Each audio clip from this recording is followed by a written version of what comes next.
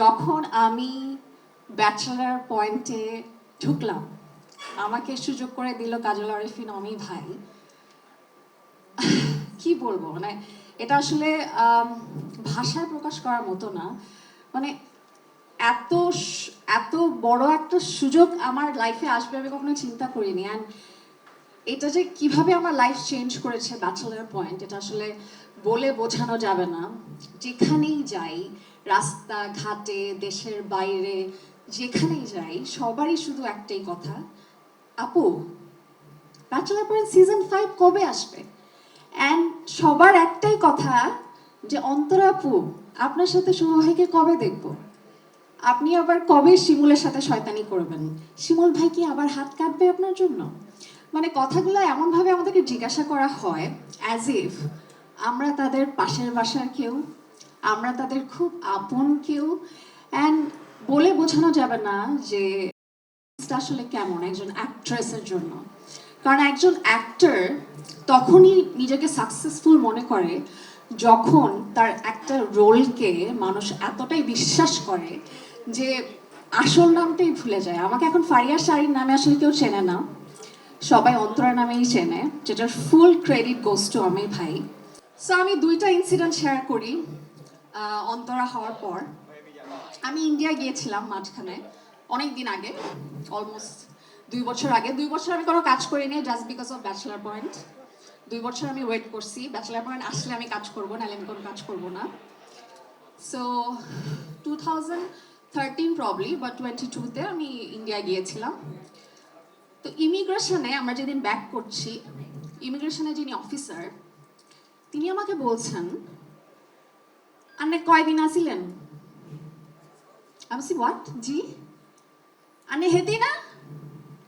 আমি না বুঝি নাই ফার্স্টে, আমি না মানে আই ওয়াজ সো নার্ভাস। আমি আম্মুকে জিজ্ঞেসলাম কি বল, কি তোমাকে জিজ্ঞাসা করতেছে, বুঝছে চিনছে যে তুমি অন্তরা? আমি বলছি কি? সরি সরি সরি আমি বুঝি নাই। আইসি 10 দিন হয়েছে। মানে আপনারা জাস্ট চিন্তা করেন, ইন্ডিয়ার যিনি এয়ারপোর্টে ইমিগ্রেশন অফিসার উনি পর্যন্ত ব্যাচেলার পয়েন্ট দেখেন and he recognized me as Antara. মানে মানে I was really shocked and surprise যে এত মানুষ ব্যাচেলার পয়েন্ট দেখে। অ্যান্ড আমার নভেলা ভাষায় হি ওয়াজ টকিং। মানে ভাবা যায় জিনিসটা, মানে মানে খুব মজা লাগছিল এই এক্সপিরিয়েন্সটা আমার। আরেকটা জিনিস শেয়ার করি, সেটা হচ্ছে আমি আর কাবিলা লস অ্যাঞ্জেলস থেকে একটা শো করে আসছিলাম। তো কাবিলা প্রবলি আগে চলে আসছিল, আমি একটু পরে আসছিলাম। তো আমি আর আম্মু এয়ারপোর্টে নামলাম, বিশাল বড় কিউ আমাদের ঢাকায়। তো একজন অফিসার আসলেন, এসে বলতেছেন কাবিলা ভাই কই? খুব ব্যস্ত। কাবিলা ভাই কই? মানে আমার আশেপাশে দেখতেছে কাবিলা ভাই কই, মানে হি নিও যে কাবিলা ভাই আমার সাথে আসবে। হয়তো সে দেখছে যে লস অ্যাঞ্জেলসে আমরা শো করে আসছি। আমি বলছি কাবিলা ভাই তো আসে নাই, আমি একা আসছি। বলে কি আপু এত বড় লাইনে তো আপনার দাঁড়াইতে পারবেন না, এদিকে আসেন। সে আমাকে ভিআইপিদের যে কিউ, আমাকে আর আমার মাকে সেই ভিআইপি কিউতে দাঁড় করায় দিল। উই ওয়ার সো সারপ্রাইজড যে এত বড় অনার, মানে এবং সে নিজে রিস্ক নিয়ে, তার চাকরির রিস্ক নিয়ে সে আমাকে আর আমার মাকে ভিআইপি কিউতে দাঁড় করায় দিল যে এই শুনেন এটা কিন্তু অন্তরা আপু, তাড়াতাড়ি অনারটা করে দেন, চলে যেতে পারে।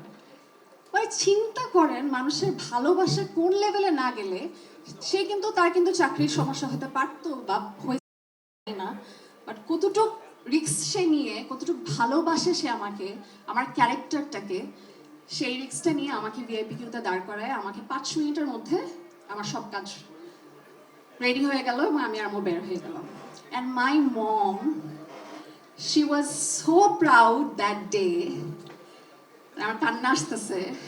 আম্মু স্মাইলড অ্যান্ড সেড, তুমি কিছু হইছো আসলে, এতদিনে তুমি কিছু হইছো। আমরা প্রথম থেকে চাইতাম না যে তুমি কাজ করো, বাট এখন মনে হচ্ছে মানুষ তোমাকে কত ভালোবাসে।